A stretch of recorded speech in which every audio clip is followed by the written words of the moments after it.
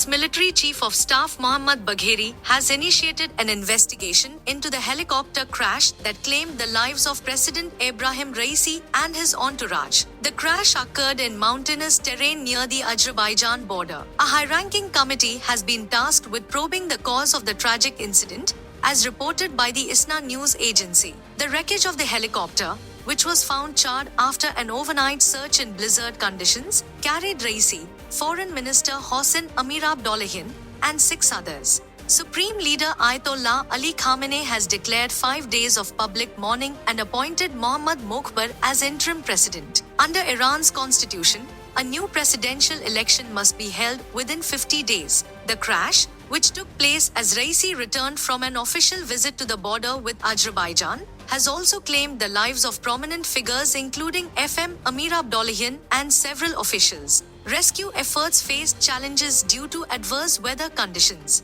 The incident comes amidst growing dissent within Iran over various crises, including international pressure over Tehran's nuclear program and escalating tensions in the Middle East. Ayatollah Khamenei assures Iranians that state affairs will continue without disruption following Raisi's demise.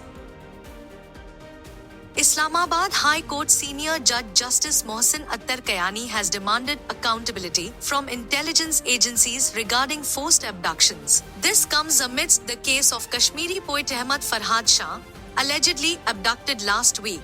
During the hearing, Justice Kayani urged the authorities to produce Shah in court and directed a thorough investigation into his disappearance. He emphasized the need to change public perceptions of institutions and ensure adherence to the law. The court has summoned defense and interior secretaries to explain the situation tomorrow. Justice Kayani stressed the importance of upholding the law and preventing arbitrary actions by agencies. Pakistani students returning from Kyrgyzstan arrived safely at Islamabad International Airport today after an attack left several, including Pakistanis, injured. They were welcomed by officials including Kashmir Affairs Minister Amir Muqam, who assured government support for those wishing to return. The Foreign Office said it is coordinating efforts to ensure the safe return of Pakistani nationals, with strong condemnation of the attacks and pledges for investigation and justice. Amidst a looming heatwave, the government of Punjab has decided to close all public and private schools in the province from 25th May to 31st May, prioritizing student safety.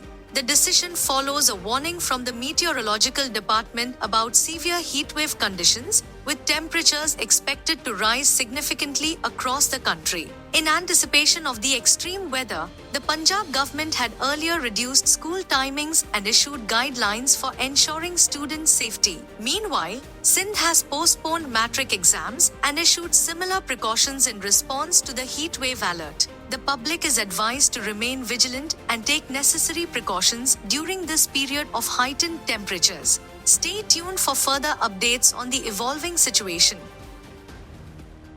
In a significant development on the international stage, the chief prosecutor of the International Criminal Court has announced plans to pursue arrest warrants for several high-profile figures amidst escalating tensions in the Middle East. Israeli Prime Minister Benjamin Netanyahu, Defense Minister Yoav Gallant, and 3 Hamas leaders are among those targeted. This announcement comes amid a backdrop of heightened violence in the region.